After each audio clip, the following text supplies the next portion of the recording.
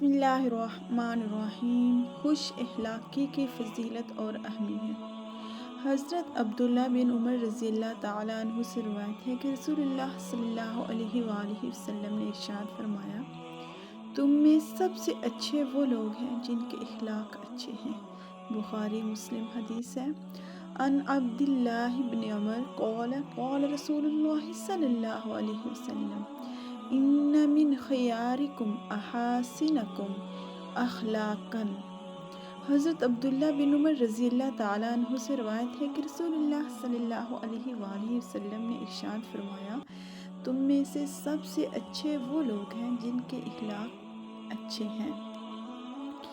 दीन में अखलाक का दर्जा। रसूलुल्लाह सल्लल्लाहु अलैहि वसल्लम ने अपनी तालीम में ईमान के बाद जिन चीज़ों पर बहुत ज़्यादा ज़ोर दिया है और इंसान की सआदत को इन पर मौक़ूफ़ बतलाया है, इनमें एक ये भी है कि आदमी अखलाक हसना इख्तियार करे, बुरे अखलाक से अपनी हिफाजत करे।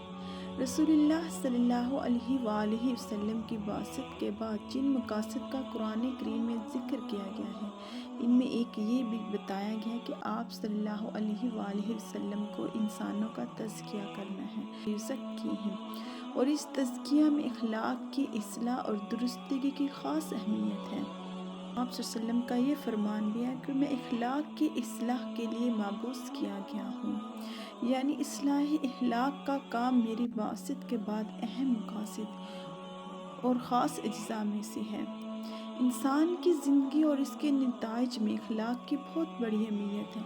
अगर इंसान के अखलाक अच्छे होंगे तो इसकी अपनी ज़िंदगी भी सुकून, क़ल्बी सुकून और खुशगवारी के साथ गुजरेगी, और इसके बरअक्स अगर आदमी के अखलाक बुरे होंगे तो ख़ुद भी ज़िंदगी के लुत्फ़ व मसर्रत से महरूम रहेगा और उसकी अपनी ज़िंदगी भी उसके सुकून और खुशगवारी के साथ नहीं गुजरेगी, और उसका वजूद दूसरों के लिए बेचैनी का बाइस बनेगा, तो वो ख़ुद भी ज़िंदगी के लुत्फ़ व मसर्रत से महरूम रहेगा जिनसे इसका वास्ता और तल्लुक़ होगा।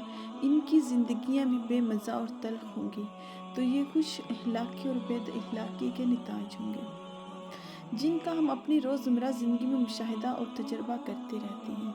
लेकिन मरने के बाद वाली अबदी ज़िंदगी में इन दोनों के नतीजे इससे भी बदतर जहाँ ज़्यादा अहम निकलने वाले हैं। आखिरत में खुश अखलाक़ी का नतीजा अरहमुर राहिमीन, वो जो रहम करने वाले रहमान और रहीम ज़ात है, उसकी रज़ा और जन्नत हासिल होगी, और बद अखलाक़ी का अंजाम खुदावंद क़हार का ग़ज़ब और दोज़ख की आग है। अल्लाहुम्मा हफ़ज़ना, ए अल्लाह हमारी हिफाजत करना। सदक़ल्लाहुल अज़ीम। या रब्बुल आलमीन। वीडियो अच्छी लगी हो तो लाइक शेयर और सब्सक्राइब कीजिए। फ़ी अमानिल्लाह।